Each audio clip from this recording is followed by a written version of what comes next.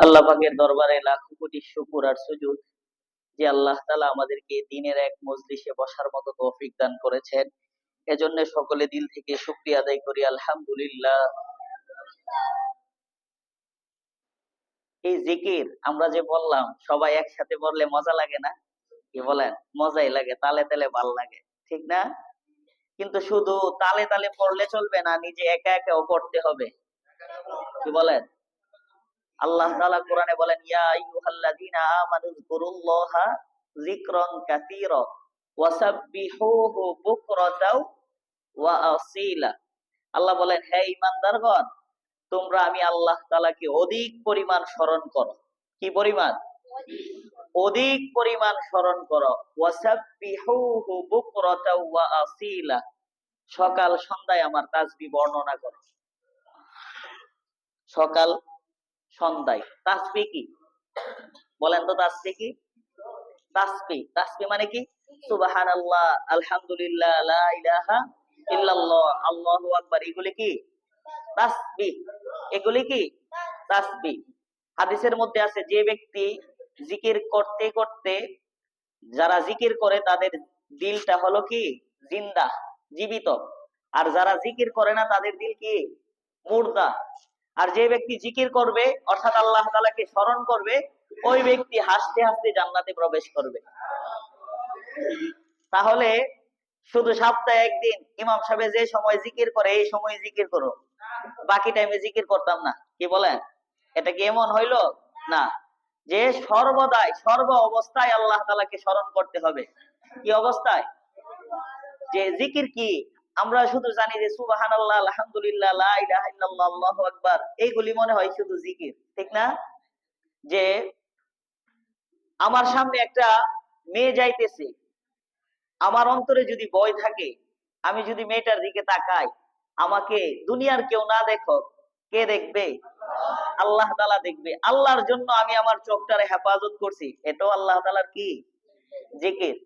একটা গাছের মধ্যে একটা ফল আসছে, নতুন ফল, মনে করেন এখন তরমুজের সিজন, একটা তরমুজ দেখে আপনি চিন্তা করলেন যে আল্লাহ তাআলা কত সুন্দর একটা ফল আমাদের জন্য বানাইছেন, এটাও জিকির।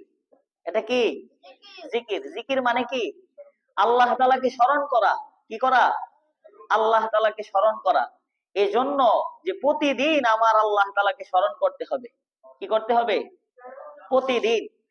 যে হাদিসের মধ্যে আছে, যে ব্যক্তি ফরজ নামাজের পর 33 বার সুবহানাল্লাহ, 33 বার আলহামদুলিল্লাহ, 34 বার আল্লাহু আকবার পাঠ করবে, তার গুনাহ যদি সমুদ্রের ফেনা পরিমাণ হয়, আল্লাহ তাআলা মাফ করে দিবে। এই আমলটা আমরা 5 ওয়াক্ত নামাজের পরে আজকে কে কে করছি? কি বলেন? কি বলেন?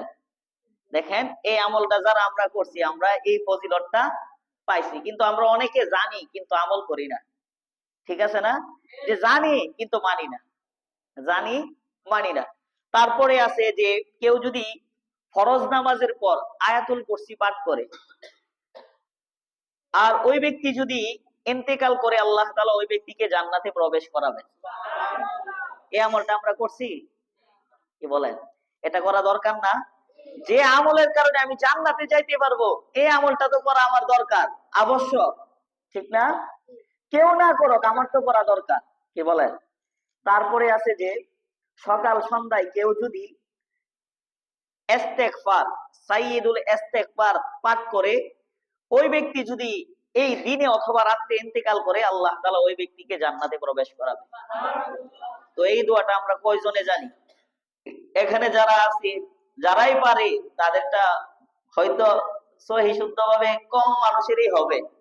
যেমন দোয়াটা কি? আল্লাহুম্মা আনতা রাব্বি লা ইলাহা ইল্লা আনতা খালাকতানি ওয়া আনা আবদুকা ওয়া আনা আলা আহদিকা ওয়া ওয়া'দিকা মাস্তাতাতু আউযু বিকা মিন শাররি মা সানাতু আবুউ লাকা বিনি'মাতিকা আলাইয়া ওয়া আবুউ বিযামবি ফাগফিরলি ফা ইন্নাহু লা ইয়াগফিরুয যুনুবা ইল্লা আনতা। দেখেন কত সুন্দর দোয়া, যে আপনি যদি পাঠ করেন আর যদি ইন্তেকাল করেন, আল্লাহ তাআলার ওয়াদা যে আল্লাহ তাআলা আপনাকে জান্নাতে